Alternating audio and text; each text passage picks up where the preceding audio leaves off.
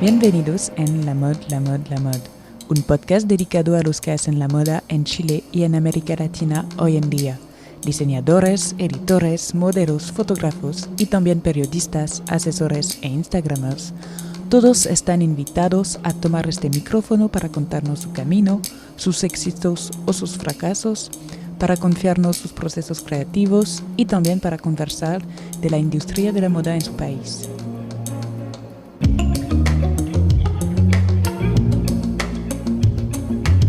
Yo soy Alexandra Pizzuto y le propongo hoy un capítulo especial, grabado a distancia, que trata de la situación dramática que estamos viviendo ahora. Como todos los sectores que no son de primera necesidad, la industria de la moda está afectada por las consecuencias económicas de la pandemia del coronavirus.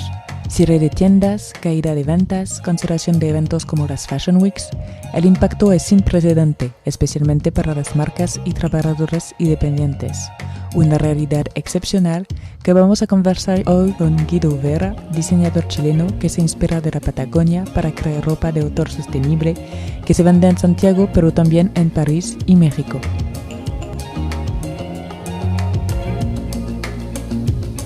Con Guido hemos hablado del impacto positivo de la cuarentena sobre su creatividad, de la importancia de consumir ropa hecha en su país y de la industria textil en Latinoamérica. Hola Guido, ¿cómo estás? Hola Alex, ¿bien y tú? Muy bien. Para empezar, primera pregunta muy simple. ¿Cómo estás? ¿Cómo te sientes con todo lo que está pasando ahora? ¿Cómo levantas el ánimo? ¿Qué haces durante tus días? Cuéntame. Ay, bueno, mira, ahora ya está todo mucho más controlado que al principio. Yo creo que la primera semana fue bastante como mi pensamiento estaba más hacia abajo que más hacia arriba, digo, más negativo que elevado. Pero siento que de alguna forma no es que le esté sacando un provecho a este tiempo, sino más bien lo estoy tomando como una especie de break. Como que siento que entre las duchas diarias que tenía era un poco como ese pensamiento del verdad que todos hemos querido que se detenga todo un poco por un tiempo. Obviamente no de una manera tan catastrófica como está siendo en algunos lugares, pero siento que de alguna forma he podido llevar mejor cada día, me he podido en el fondo enfocar mejor en mis objetivos, porque yo soy una persona que sí cree que esto se va a terminar y que todo tiene que continuar eventualmente. Entonces, de alguna forma, esta pausa la estoy aprovechando para, bueno, aprender francés, para organizar mejor mis presupuestos para terminar mi volumen 3 porque hasta el momento solamente he trabajado una precolección y he podido ordenar también mi vida, también mis asuntos personales, poder ver mejor la agenda la, para el próximo año, pero sí también adelantarme mucho, como que siento que este tiempo me ha ayudado mucho a enfocarme en el presente, en lo que hay, en lo que nos rodea y está bien bonito igual. Me ha agradado igual un poco el tema de la cuarentena, aparte que me deprime menos saber que estamos todos en lo mismo, o sea, si finalmente uno viera que en un país no están en cuarentena o que en el fondo está la mitad de la gente afuera y tú de adentro, no, que fome, pero no, no es así, estamos todos en la misma situación, así que siento que hay que saber llevarlo de la mejor forma. Sí, verdad. Por un momento, ¿qué impacto tuvo la pandemia sobre tu marca? ¿Qué eran tus planes inicialmente para este año? ¿Tuviste que cerrar, no sé, tiendas o despedir a gente? ¿Cómo está pasando? Ay, mira, yo la verdad las cosas, querida Alex, yo creo que vengo sufriendo como desde el estallido social, como desde que llegué de París. Eh, Llegué justo en octubre, donde justo partió todo esto, entonces yo igual vine con una mega motivación, porque en el fondo en París había logrado bastantes ventas, posibles puntos de venta, entonces eventualmente empezó a quedar, empezó el estallido y eventualmente llega esta situación del coronavirus. Entonces, a mí personalmente, yo, por ejemplo, mi empresa es súper, todavía muy pequeña. Yo o sea, no podría decir ni siquiera que es como una microempresa, porque en el fondo esto es como una baby empresa, porque en el fondo lo hago todo yo. O sea, me falta solamente coser y hacer las fotos, porque en el fondo mi negocio hasta el minuto todavía existe, se trabaja a partir de derivar los trabajos. Entonces, yo como te comentaba, generalmente yo me planifico anualmente para hacer mis gastos. Entonces, en términos de los diseños y todo eso, yo ya había gastado en eso. Entonces, yo ahora estoy detenido un poco en la producción, porque en el fondo no he podido tener muchas ventas, porque obviamente las ocasiones han bajado mucho más que antes para poder ponerse las cosas. Entonces, de alguna forma, entre medio también me tocó ir a México, compro Chile y eso siento que igual me ayudó a firmarme para poder pagar algunas cosas al regreso, porque de alguna forma tenía esta colección y mi taller, yo dejo siempre todo pagado antes, ¿cachai? O sea, no, yo no vendo nada que no esté pagado. Entonces, en el fondo siempre me preocupo primero de producir algo, tenerlo ok, para luego ya sacarlo a la venta. Entonces, ahora estoy detenido en el sentido de que no puedo producir la nueva parte. Entonces, y el hecho de poder venderlo, porque en el fondo o sea, hasta el minuto me ha atajado mucho. Estoy con pedidos para septiembre, que en el caso tengo una novia, posiblemente otro matrimonio de un chico que se va a casar con una isla, entonces hay proyectos en el fondo como un poquito a largo plazo durante este semestre, pero yo lo bueno es que solamente funciona online con e-commerce y todo lo muevo yo. O sea, yo voy a comprar las telas, las llevo al taller y luego el taller lo busco, le hago el control de calidad y lo envío. Entonces, hasta el momento no me han salido ventas que, porque igual está bien, pero tampoco me he querido arriesgar, tampoco de poder salir a entregar un despacho y que en el fondo llegue y enferme a mi familia, porque yo vivo con mi mamá y mi hermano, entonces también tengo que protegerlos. Sobre todo a mi hermano que es asmático. Entonces estoy como bien detenido. Además, no sabemos realmente cuándo toda esta crisis va a terminar. Exacto. O sea, uno habla de unos meses, pero no es verdad, o sea, no lo sabemos. Entonces, ¿qué efecto tiene esta incertidumbre sobre ti, sobre tu negocio? Mira, económicamente yo siento que de alguna forma me las voy a arreglar porque yo no los voy a cerrar. O sea, no es una opción. Siento que de alguna forma sí lo que tengo que hacer es reinventarme, porque de alguna forma antes estaba muy confiado en la sesión de fotos, ¿cierto? O en una presentación, o en hacer un showroom. Y siento que todas estas cosas en donde confluye tanta gente, tenemos que olvidarlo al menos por 3 o 4 meses, si es que aunque en un mes más se levante toda la cuarentena. Yo creo que siento que ahora el llamado es que todo lo tengo que hacer in-house y que posiblemente voy a tener que empezar a tomarme fotos yo con la ropa para poder elevar un poco la frecuencia, digamos, como o se puedan mover más mis redes en el sentido de que pueda mostrar la ropa más allá de una foto de campaña, ¿cachai? Ahora estoy esperando que se lance mi precolección que presenté en México, pero que en el fondo ya está eso, pero no puedo hacer el lookbook de eso, entonces, porque en el fondo estamos en cuarentena, entonces hoy día me fui a conseguir una cámara para que en el fondo la programe y me empiece a tomar fotos yo mismo y empezar a mover el negocio conmigo por mientras, hasta que en el fondo esto se pueda solucionar y en el fondo poder mostrar la prenda puesta. Porque en el fondo, como te digo, yo me confiaba mucho antes en las editoriales o en los productores de moda, que en el fondo te llaman semana a semana para pedirte prendas para producciones. Entonces, eso se va a detener y en el fondo siento que la única manera para no morir va a tener que ser la autosesión de fotos. Una pregunta que puede ser muy random, pero ¿cómo sigues básicamente a ser como productivo, creativo, motivado? ¿Qué te ayuda realmente en esos tiempos difíciles? Yo la verdad que el último tiempo como que he estado demasiado en la introspección personal, hace varios meses. Desde que me fui a París siento que empecé a tener como una conversación personal más real, más que verdadera, siento que era más real, porque también en ese periodo empezaron a salir todo este tema de las funas, no sé, de las violaciones, de los maltratos en las relaciones de pareja.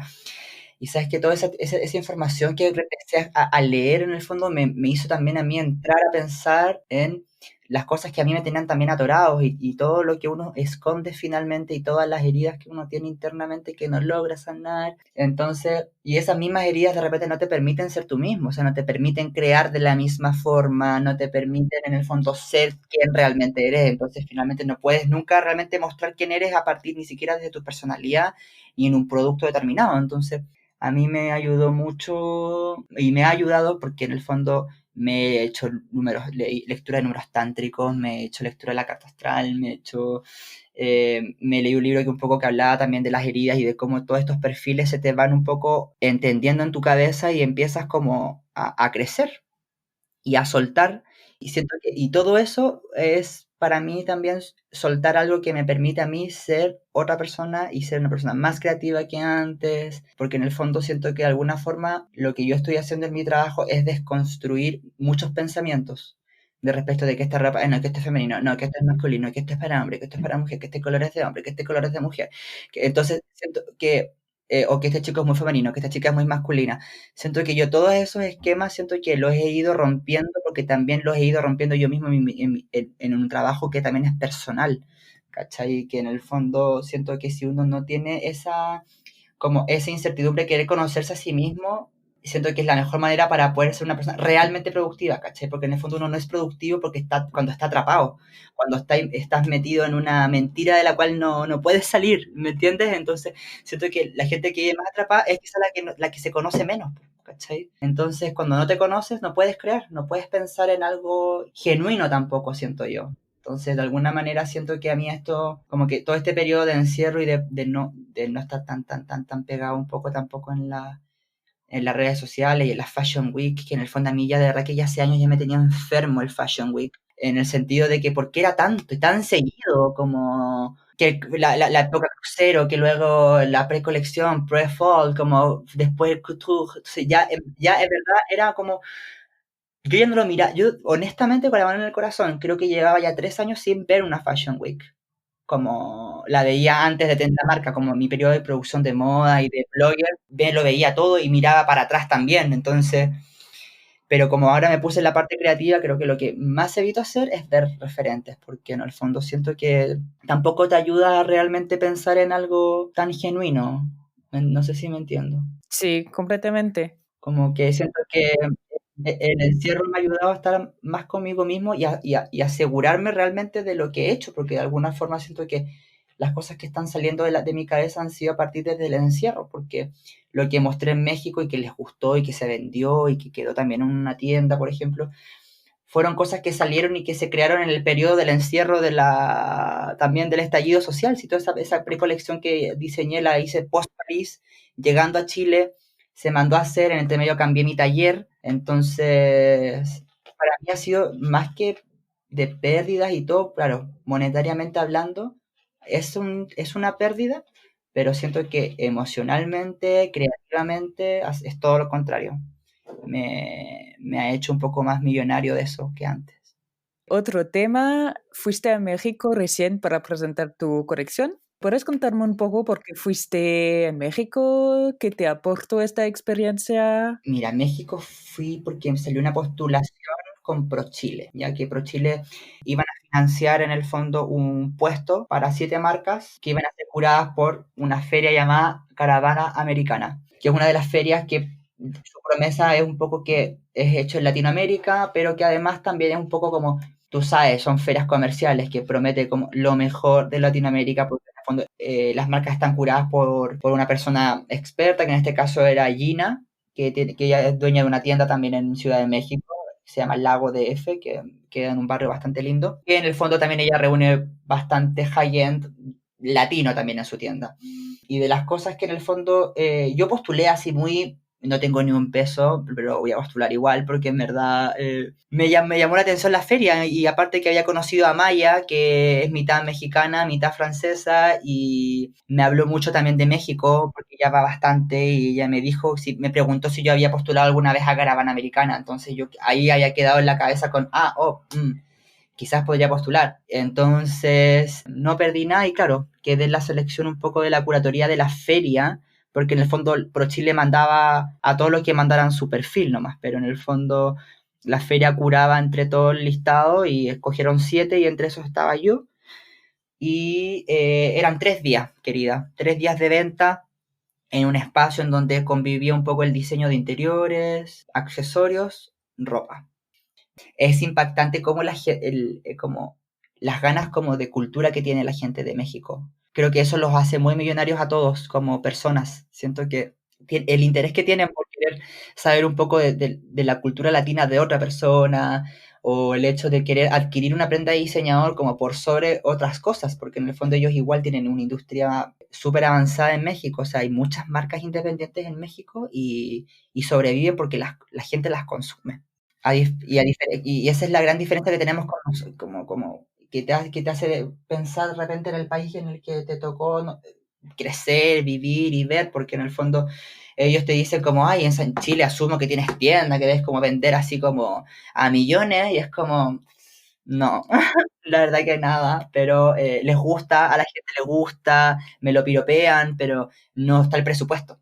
En cambio, allá, claro, hay un poquitito más de presupuesto o al menos hay más ganas de querer invertir, porque en el fondo, claro, como te digo, quien llega a una prenda así, en el fondo él va a invertir, o sea, no es que vaya y piense que van a comprar cosas económicas, o sea, esta gente va con la intención de comprarse y de aportar, porque en el fondo eso quieren.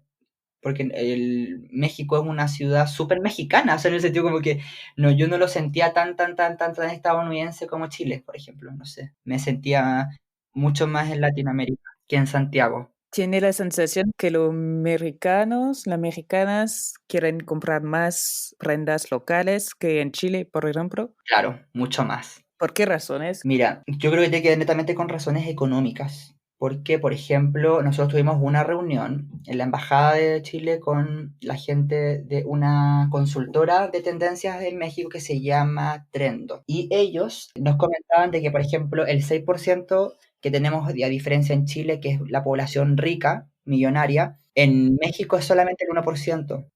Entonces ese 1% en Ciudad de México sobre todo se nota muchísimo, muchísimo, muchísimo. Y por eso es que existe el acceso en el fondo, porque aparte de los temas, de los factores culturales que tenía el mexicano por sobre las culturas como, no sé, que en el fondo están más interesados en adquirir como cultura y cosas y bienes latinos más que un primer viaje a Europa, un primer viaje a Estados Unidos, como ellos nos contaban que en sus estudios las familias preferían ir un viaje a Machu Picchu primero a que ir a hacer un viaje a Disney, por ejemplo, en el sentido de como más allá de inversión o no, que una cosa es más barata que la otra, claro, pero más allá del el valor que tiene ir, tiene que ver más con el valor como cultural propio que por las razones de, oh, es Estados Unidos, ¿cachai? Como que esa es la balanza que ellos tienen, porque en el fondo la gente que es muy pobre también tiene ganas de consumir esa cultura, o esa ropa, o ese libro, o ese cuadro. Y eso tiene que ver porque en el fondo ellos están mucho más conectados con sus raíces y se sienten orgullosos de eso. Y eso es lo que están reclamando hoy en día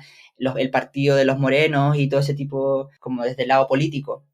Y en Chile tenemos este gran tema que, claro, tenemos un 6% millonario, pero ese 6% millonario no es culto, no es culto en el sentido de que rechaza la educación o rechaza como las artes y la cultura, porque es como, es triste porque finalmente ver a alguien con mucho poder adquisitivo que se viste con ropa del líder, ¿me entiendes? Y es como, ¿por qué si tú tienes plata? Eso está bien que exista, pero no es para tu segmento. Le estás quitando ese segmento al hacer eso, finalmente. Entonces, eso yo siento que es el gran problema de Chile y que yo lo he conversado con otros diseñadores o con personas que tienen tiendas que venden firmas, digamos, ya de otro nivel y que en el fondo también se ven como, mira, o sea, yo invité a estas personas que en el fondo tienen el poder, tienen el tema, pero ya viste, o sea, cartera Sara.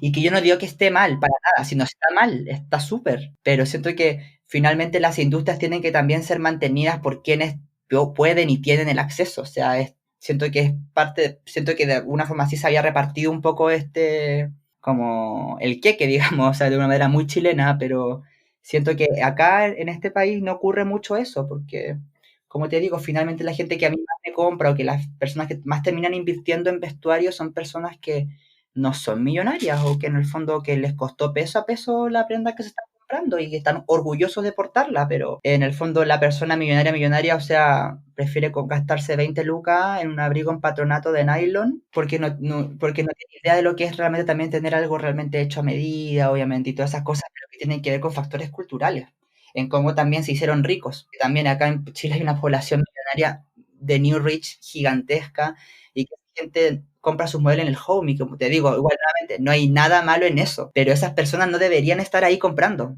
¿caché? Por el poder que tienen adquisitivo y por el tipo de cosas que en el fondo se han determinado un poco como mundialmente, o sea, es como no sé, me parece un poco terrible porque tiene que ver netamente como con el tipo de educación que se recibe en el país también finalmente, porque siento que si a lo más la educación básica o media, aunque fuese estatal en el fondo, te tiene que brindar un poco como un background importante en tu cabeza que en el fondo te permita curar todo tu espacio, la gente con la que te juntas, tu dinero, todas esas cosas, uno realmente, como te digo, Alex, o sea, uno al colegio aquí va puro huear, como dirían los chilenos. yo siento que me ha pasado que incluso cuando las personas no tienen mucho acceso a cosas, igual están instruidas en su cultura o son cultos en cosas, porque ven películas o leen libros o han recorrido en auto ciudades chicas y se han comunicado desde el valor más humano con la gente, pero como que aquí eso como que no sé por qué no ocurre y yo desde muy chico, por ejemplo, voy a Argentina porque mis abuelos viven allá y me daba cuenta de eso porque, o por ejemplo, desde incluso hasta en la decoración, como que el buen gusto daba lo mismo, no escatimaban el dinero, o sea, no tenía que ver con el dinero, tiene que ver con algo de que está en ti porque lo leíste, lo leíste, abriste un libro y dijiste, ah, qué lindo, y se te quedó para siempre en tu cabeza y después lo replicaste en tu casa. Pero acá en Chile no pasó, como que no pasó, como que no, esa como riqueza cultural fue tan apagada con la dictadura que mucha gente quedó ahí, ¿cachai? En ese olvido ahí de que finalmente, claro, no. Y son ellos finalmente los que también critican los chilenos. O sea, por ejemplo, yo la otra vez estaba en una reunión como con dentistas y un gallo dice ahí como, ay, que está hecho en Chile. Así como, y yo como, ¿y qué tiene? O sea, deberías sentirte orgulloso que está hecho en Chile, como que no entiendo cuál es esa gana de querer matarlo, como de bajarle el sentido al por qué está hecho en Chile, ¿cachai? Porque estaban hablando como de la realización de una mesa que se habían comprado y que había habido un problema con la pata, entonces el tipo emitió un comentario y yo le dije como, o sea, que es mejor ir a comprar el homie, como que es básicamente un plástico pintado de madera, como, o sea, que tampoco está mal, pero como, o sea, invertiste en madera, ok, el tipo se pudo haber equivocado en la postura de la pata, pero eso no quiere decir que la fabricación en Chile sea mala, como yo siento que de repente, como te digo, nos falta mucha experiencia todavía un poco en esas cosas y hace pasar bochornos también a diseñadores también, porque en el fondo han habido muchas marcas que han tenido malentendidos con clientes porque no lo entienden. ¿Conoces lugares, tiendas donde podemos comprar ropa hecha en Chile? Sí, conozco y puedo mencionar. Por ejemplo, el local 9F es como The Place. O sea, en el sentido no The Place, porque para mí como The Place es Proyecto Metanoia, pero Proyecto Metanoia no es solo Chile, o sea, es como Chile es una categoría dentro de la tienda, pero así, 100% chileno, pucha, Drugstore te puedo mencionar, que está el local 9F ahí, una marca local que también se mueve de manera más retail, que son este dueto de la Juanita de León, que en el fondo ellas fabrican en Chile, pero ellas producen más como para retail, o sea, en el sentido de que pues, generan mucho, porque tienen mucha venta. Entonces, en el fondo, ellas producen en cantidades que en el fondo son como algo que tú podías mandar a producir a China. Entonces, en el fondo, ya siento que es una marca que en el fondo se ha sabido sostener súper bien en el tiempo porque lleva muchos años. Pero como te digo, yo siento que haya un espacio dedicado 100% a la comercialización no existe, porque está todo un poquito mezclado, porque en el fondo, como te decía, las Juanitas de León vendían con Promenet, que eran este francés que traían los Dr. Martins y los Jeffrey Campbell. Perfecto, pero está mezclado con algo de afuera. Y eso igual generaba un buen enganche para la tienda para que en el fondo se llevaran el Martins con el vestidito y todo el cuento. Pero todavía todas las tiendas están divididas por su rubro. La tienda de zapatos, la tienda de zapatos, la tienda de cinturón, la tienda de cinturón. Como que todavía no llega muy bien el concepto desarrollado de la concept store, como lo que hizo Pola. Vende, por ejemplo, Paula Mendoza, vende Mónica Sordo, que son diseñadoras latinas que súper suenan en Nueva York, por ejemplo. Y entre medio puso marcas chilenas, como entre eso estoy yo, pero está Pedritos, está Club Particular, está Lorraine Holmes, María Cienfuegos también estuvo. Y eventualmente se esperan que lleguen muchos más. Estuvo Octavio Pizarro, que tú lo debes ubicar, él vive en París también. Pero siento que un espacio realmente así dedicado no existe, porque en el fondo juntar tres marcas en una tienda no es una tienda concepto, para mí. Porque hay muchas tiendas que se dicen concept store, pero es como la de sombrero, pero no proponen una experiencia cuando tú vas a comprar, porque en el fondo la música, el olor, todo eso aporta un poco a la experiencia de compra y siento que muchas de las tiendas aquí no lo hacen. Entonces, siento que la única que yo siento que está bien, como bien encaminada, pero que le quedan años como en el sentido para que la gente lo termine de digerir, porque usted imagínate que como te digo, el problema acá es que la gente no lo percibe muy bien aún. Entonces, por eso nadie ha querido quizás invertir en un buen espacio, como para que en el fondo uno pueda decir, ya, ¿sabéis qué? Pongamos puras multimarcas nacionales. Entonces, y nadie que sería buenísimo, porque hay industria, o sea, te mueres porque, por ejemplo, por un lado, mi mano de obra de ahora, ellas hacían en algún minuto todo casi Falabella, hacían Americanino, hacían Sibila, hacían Guados, creo, o es marcas que son súper chilenas, te estoy diciendo, pero que con el Tratado de Libre Comercio en China, onda, se fue todo para allá y toda esta gente que tenía sus fábricas de ropa tuvieron que cerrar. Entonces, y ella me contaba, o sea, en el fondo finalmente ahora ella trabaja, no lo desmerece para nada, pero en el fondo ella trabaja con puras firmas locales y proyectos más chicos, pero en algún minuto, o sea, ella tuvo 150 personas trabajando para ella.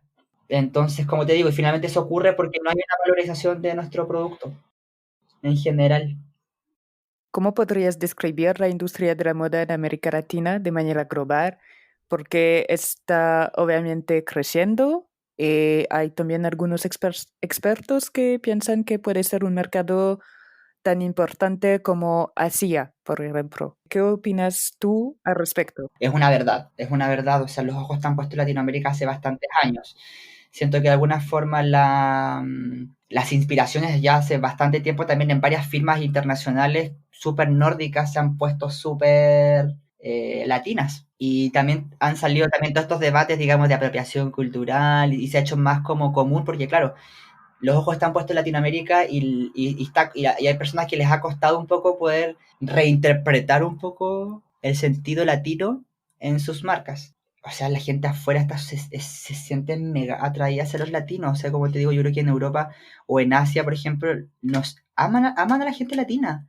Y por ejemplo, o México o Colombia o otros países que en el fondo son como nuestros vecinos, siento que ellos están súper como orgullosos de su patria, siento yo, y de lo que producen y de lo que hacen, y son orgullosos de eso.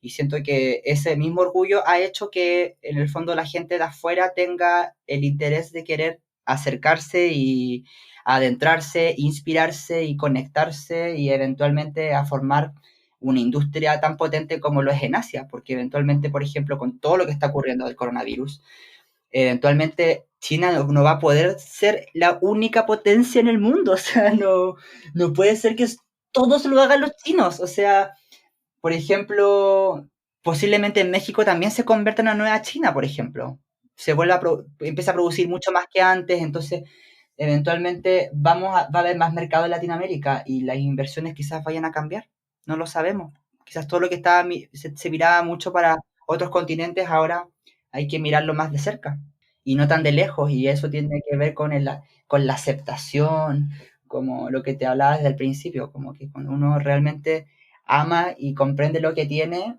ahí realmente uno es como ve lo millonario que era. En el fondo para mí Chile en este minuto, como te digo, a mí me gusta, lo quiero, pero es una relación tóxica, como un novio tóxico. ¿Qué podría cambiar esta relación tóxica? Pucha, yo creo que todo radica un poco en la educación, querida Alexandra. Siento que de alguna forma no va nada más que en el tema de la educación. Si uno no se educa y si no parte en casa, siento que esas cosas no las vamos a poder eliminar. Porque, por ejemplo, en Chile la gente se insulta y se dice indio para insultarse.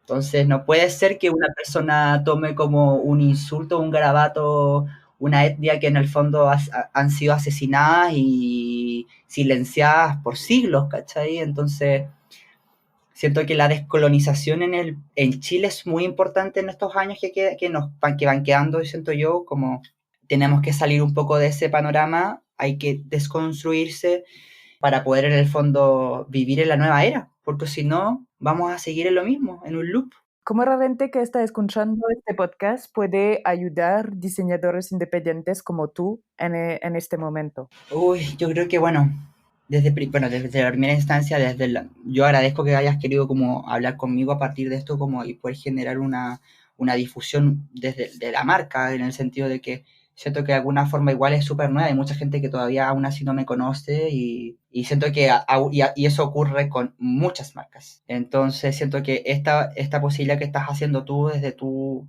como desde tus ganas en el fondo, como siento que va a concientizar, yo creo, a la gente chilena a que en verdad quiera lo que hace la gente de su país. Sí, siento que yo de alguna forma, ¿por qué siempre viene un extranjero o una persona de afuera lo valora realmente y la persona que está a tu lado le da lo mismo? Como que siento que eso es muy lindo, por ejemplo. Siento que de alguna forma le va a ayudar al diseñador a estar feliz y a estar contento con su trabajo, porque de alguna forma cuando una persona de afuera le echa el ojo, es algo súper lindo.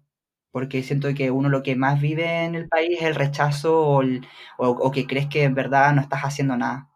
Aunque estés gastando todo tu tiempo en el taller o yendo a comprar telas, siento que esto ayuda a visibilizar mucho más los procesos que tienen las marcas y también el punto de vista y la opinión que también tú tienes respecto a algo.